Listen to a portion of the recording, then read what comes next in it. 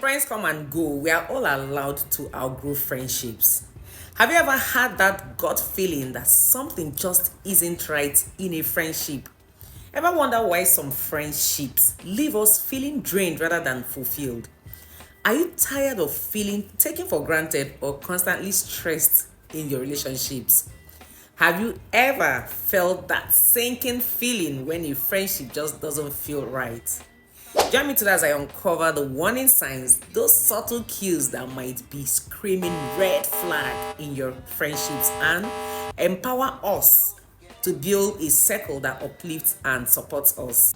I've actually touched on this when I talked about how to identify toxic friends in one of my videos. I'm going to be rolling out green flags and red flags, but I will do red flags first before I dive into green flags. But again, hold up.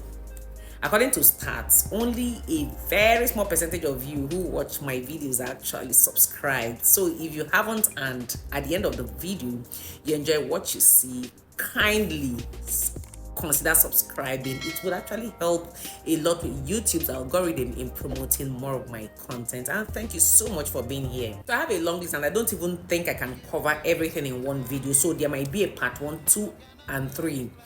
But now, before we jump right into the red flags, there are things I would like to point out here. These red flags, some of them you could actually spot before you even get into a friendship with someone, while you could also use these red flags to check the friends that you have right now in your life. Either ways, these are red flags and nobody should even condone these things in friendships. So my number one is, I call them dismissive behaviors.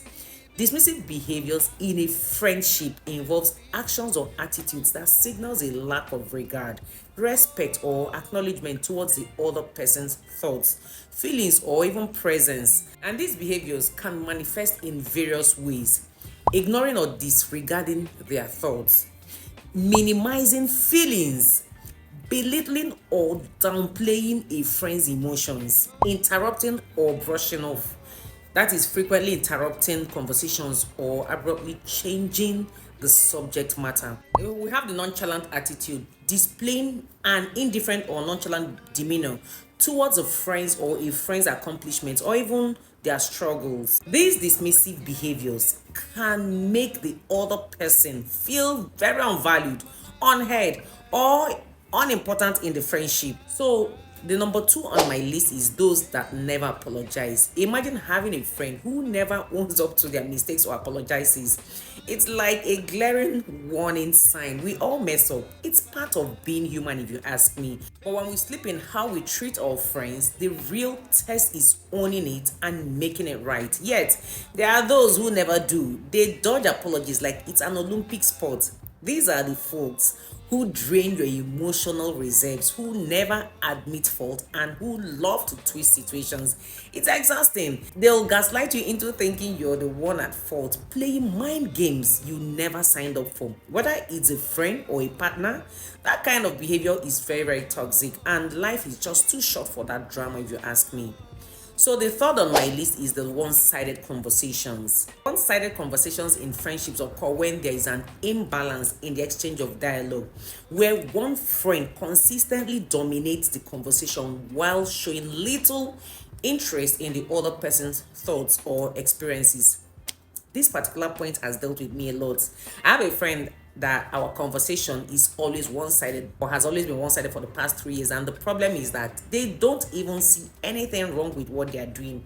In fact, when you complain or draw their attention, they guilt trip you and make you feel like you're the problem. Here is how one-sided conversations might manifest. I just need to understand. Dominating discussions. One friend continuously talks about their own life experiences or opinions without giving the other person an opportunity to also contribute equally to the conversation. Lack of interest in the other partner. There is minimal engagement or even follow-up on what the other friend shares, indicating disinterest or a lack of investment in their life or thoughts. Conversation hijacking. Even when the other friend tries to share something significant, the conversation gets redirected back to the dominant friend's experiences or interests. You have unbalanced support. The dominating friend might just expect support or attention for their issues, but doesn't reciprocate the same level of interest when the other friend needs support or validation. So, in essence, one sided conversations can create an unbalanced dynamic, leaving the less dominant friend feeling unheard, unimportant, or even disconnected in the friendship completely. So, the fourth on my list are the ones that are overly critical or they give judgmental remarks all the time. For you to know or identify critical or judgmental behaviors, you will see things like frequent criticism. A friend will continually criticize the other person's choices, actions, or behaviors, often pointing out perceived flaws or mistakes. They give negative comments, making hurtful or disparaging remarks about the other person's appearances, abilities, decisions, or even lifestyle choices. They are constantly giving unsolicited advice in a condescending or patronizing manner without considering the other person's feelings or autonomy. Lack of supportive feedback. Instead of constructive feedback, the friend's comments consistently focuses on tearing down rather than offering support or engagement or encouragement. Friends who just can't help but mock you or offer an extra dose of constructive criticism. We all have them. We all have those pals or friends who chime in with a bit of friendly banter or give advice every now and then. But then there is a thin line they cross, a line into the territory of constant public critique. Let's be clear here, a bit of friendly ribbing among friends is par for the course. It's the excessive, often public, unsolicited critiques that set off alarm bells.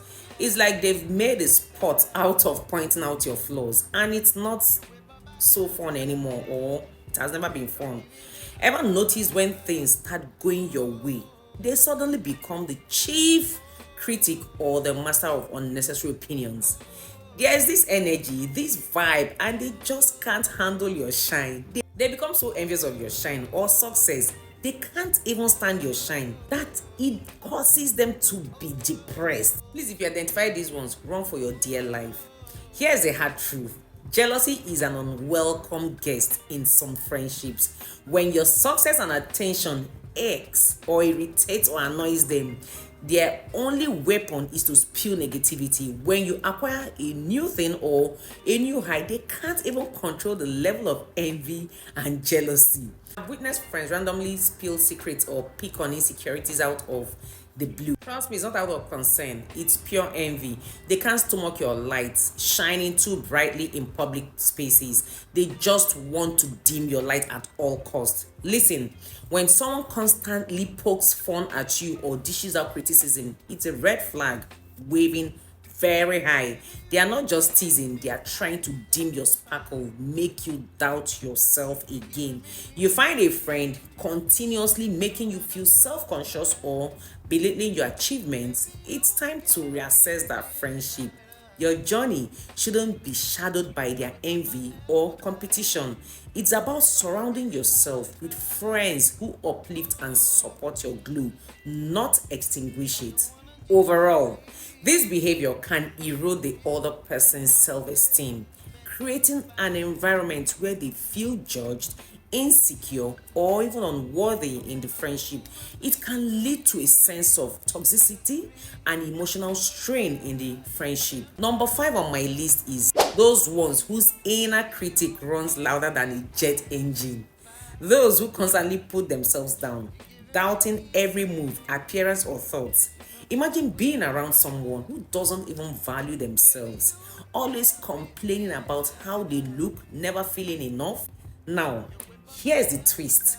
How can someone who can't see their own worth see yours? It's like asking a dimmed light to brighten your path. It's just not feasible. In fact, it's not just possible. What you feel about yourself reflects in how you treat others. Confidence breeds love and kindness. If that's lacking within, it's tough to give it to anyone else. Trust me. Sure, you might have a friend struggling with low self-esteem. You've thrown them life vest of support, but they are anchored in self-doubt. Here's the rub. Spending time with them can pull you into their whirlpool of negativity. Their constant self-criticism becomes a contagious toxin. Suddenly, you're noticing flaws where there weren't any, picking at your own confidence. Recognizing this isn't rocket science. It's just spotting when someone's self-worth meter is on the low side. And while I would love to help, sometimes I've just got to prioritize my mental well-being. Helping you at the cost of my mental real estate, that's a no-go area, a no-go zone.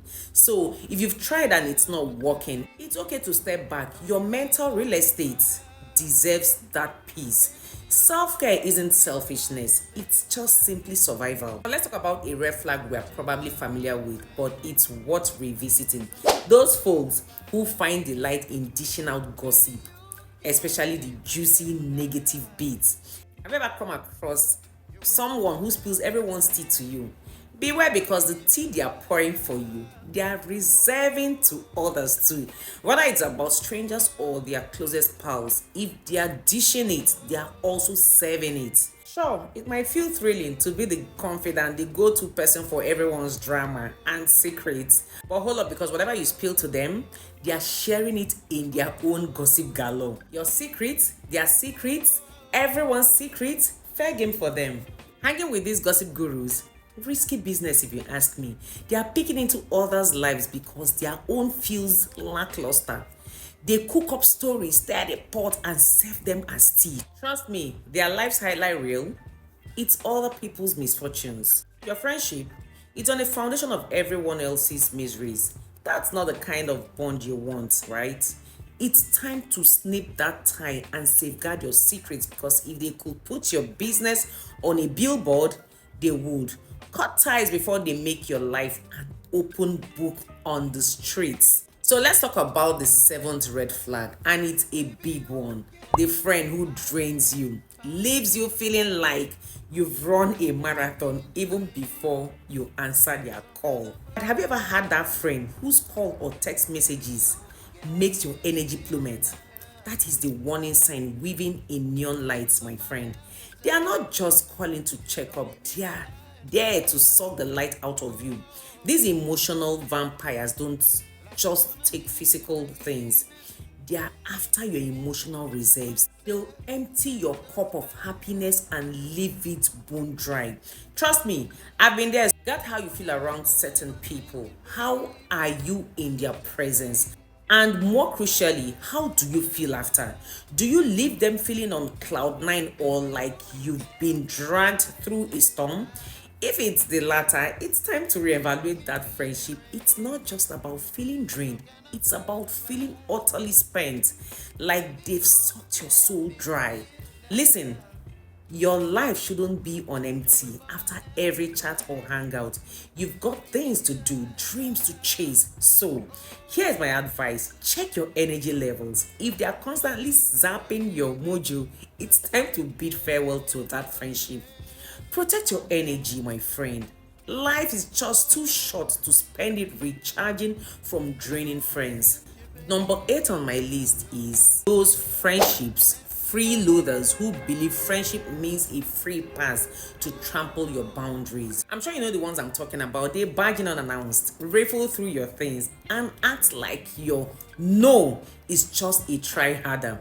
Ever had a pal who thinks being friends grants them VIP access to your life?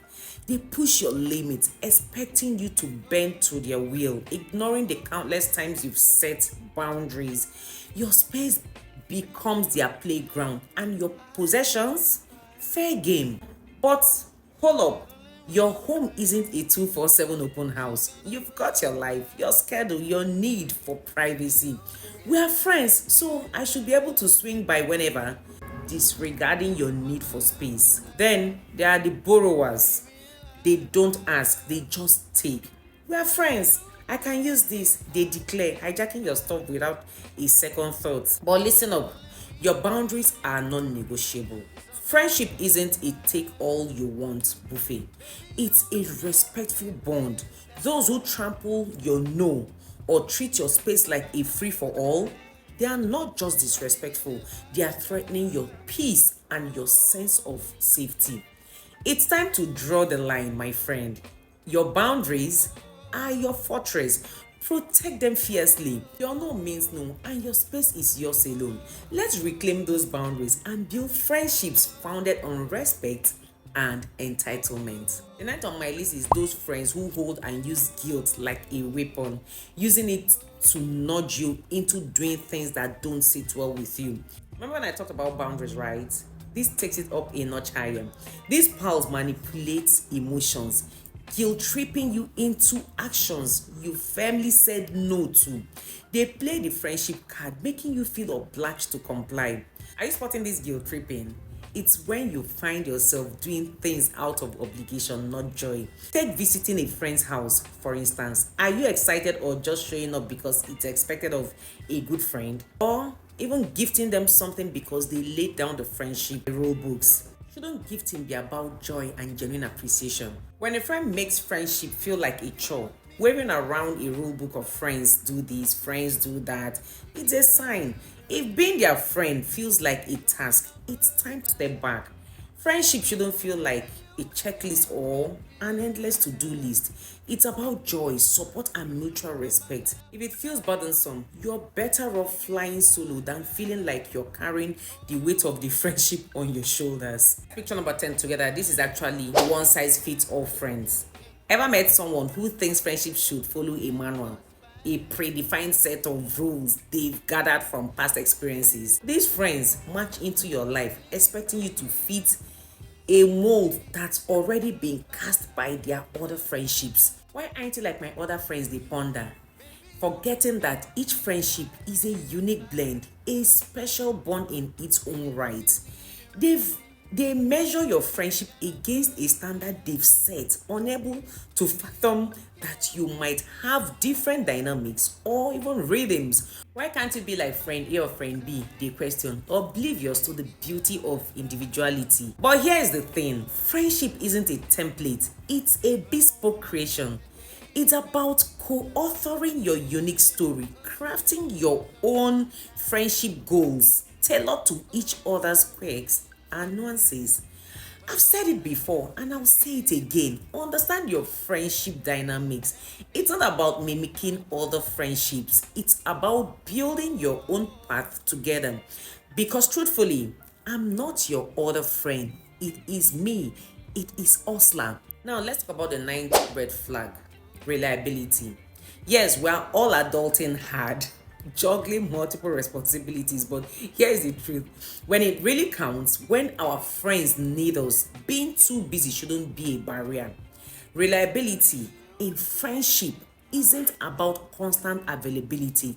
It's about showing up when it matters. If you're the constant show-upper and your friend is always missing in action when you need them, that's not friendship. That's a one-way street.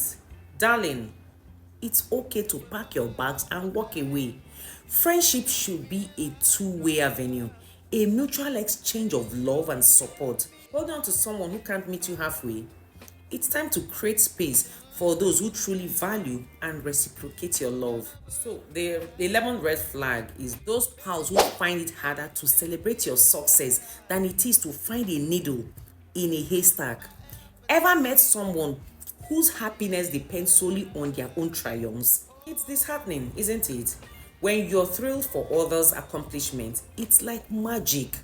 You're not just cheering for them, you're inviting good vibes into your own life. But then there are those who struggle to light up at your success unless it's their own. Let me tell you a secret. Celebrating others paves the way for your own blessings too.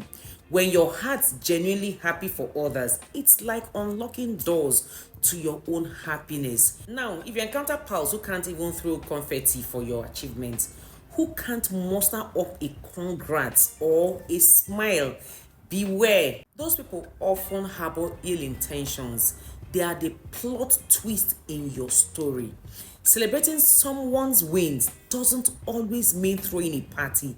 It's about acknowledging their milestones, their hard-earned victories. So when someone can't acknowledge your joy, when there is storm cloud on your sunny day, run, my friend, and run faster than the wind. Only witches and wizards, pardon the magical comparison, act like that. Gratitude isn't just for our lives, it's for our friends' lives too. Surround yourself with those who cheer for you, who revel in your happiness as much as their own. Let's look at number 12 point, those friends who turn everything into a competition. Have you ever met someone who is in a constant race with you, trying to one up your every move?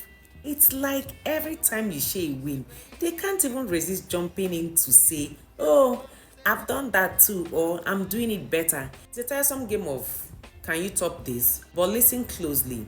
Friendship isn't a battleground, it's a garden of growth. Your friends' accomplishments don't diminish yours. They add depth and inspiration to your journey.